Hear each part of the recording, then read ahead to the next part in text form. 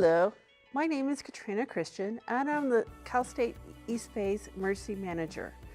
And this is a series of how to be prepared, including how to build emergency kits for National Preparedness Month. Today, I'm going to talk about how to have an emergency kit for your home and what should go into it.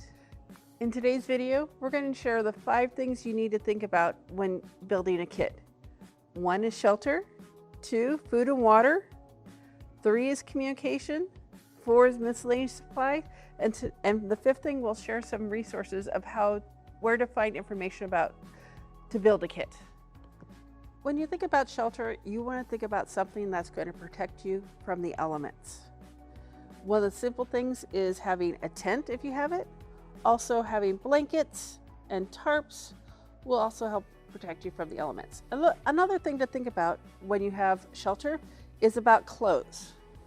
Having 2 to 3 days worth of clothes, pants, shirt, socks, everything else, including a jacket and another pair of shoes.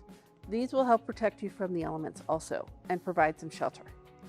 When you think about food and water, you want to think about what you need to eat and what you can eat. But first thing with water, you want to have at least 1 gallon per day per person and animal. And you want to have at least a 3 to 5 day supply. If you have your hot water heater still, that is a great source of emergency water.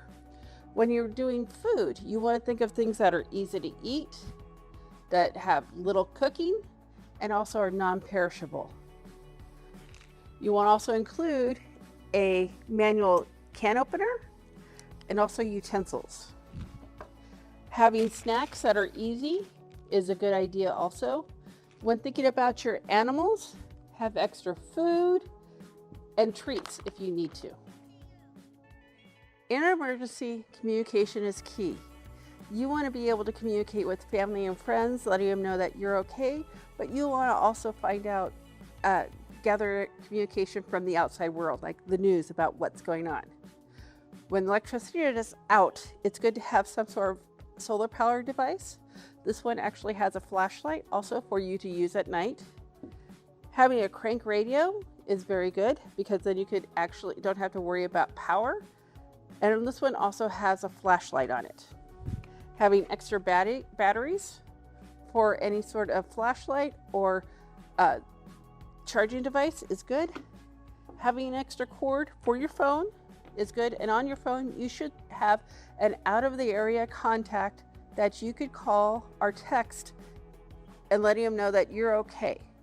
And actually, it's better to text to your out of county because it takes less bandwidth. Other things you should think about having in your kit are first aid supplies, having your extra medications that you might need. For comfort, you might want some hygiene. Kleenex is great because it can have multiple uses. Having a small washcloth or towel to wash up, having extra glasses, having on a flash drive all your copies of all your important documents is good. For your pets, always need the toy. For sleeping, a pillow. And for those down times, deck of cards, a note paper and pen so you can draw, take notes, keep the kids occupied, keep yourself occupied. These are some things just to think about that you might want in your kit. Remember, when you're building your kit for your home, you want to think about your needs for your family, your storage space, because your kit should be built for you. For resources, you could actually go to ready.gov for different lists that you might need. And to get supplies, you don't have to spend a lot of money. You could look at what you have already. And also discount stores have a lot of what you might need.